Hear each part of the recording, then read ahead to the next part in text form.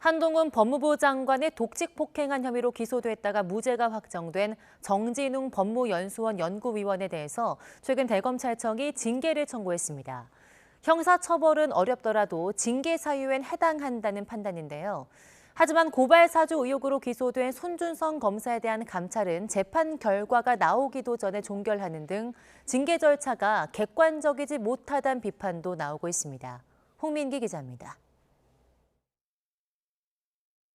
채널A 사건 압수수색 과정에서 한동훈 당시 검사장과 몸싸움을 벌여 독직 폭행 혐의로 기소된 정진웅 법무연수원 연구위원. 1심에선 징역형을 선고받았는데 2심은 폭행의 고의가 인정되지 않는다며 무죄를 선고했고 대법원도 이를 확정했습니다. 그런데 대검찰청은 무죄 확정 6개월 만인 이번 달 정 연구위원에 대한 징계를 법무부에 청구했습니다. 구체적인 징계 사유는 밝히지 않았는데 정 연구위원 역시 YTN과 통화해서 지금 입장을 말하는 것은 적절하지 않다며 말을 아꼈습니다.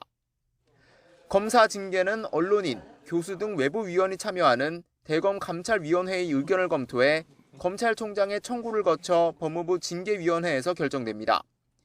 하지만 과거 감찰부서에서 근무했던 한 검사는 YTN과 통화해서 감찰위원회가 사실상 거수기와 같다고 지적했습니다. 검찰이 외부 위원들을 정해진 결론으로 유도할 수 있고 최종 결정도 검찰총장이 하기 때문이라는 겁니다. 대검은 지난달엔 이른바 고발사주 의혹에 연루된 손준성 검사에 대한 감찰을 징계 청구 없이 종결하기도 했습니다.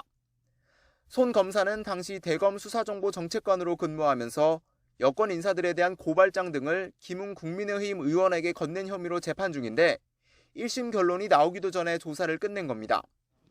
반면 이성윤 법무연수원 연구위원과 이규원 검사는 김학의 전 법무부 차관 불법 출국 금지 사건과 관련한 재판 결과가 확정되기 전까지 징계 심의가 중단된 상태입니다. 당시 이 연구위원은 손 검사에 대한 감찰 종결을 비판했고 신고자 조성은 씨도 대검 처분에 중대한 결함이 있다고 지적했습니다. 손 검사는 윤석열 대통령이 검찰총장이던 시절 대검에서 함께 근무했고 정 연구위원과 이 연구위원, 이 검사는 모두 이른바 친문 검사들입니다. 징계 절차가 객관적 잣대 없이 선택적, 때로는 정치적으로 진행되는 것 아니냐는 비판이 나오는 이유입니다. 이에 대해 대검 관계자는 징계 청구와 관련한 내용은 전혀 언급하지 않고 있다며 구체적인 해명을 피했습니다. 그러면서도 비판에는 합리적 근거가 있어야 한다며 지적을 일축했습니다. YTN 홍민기입니다.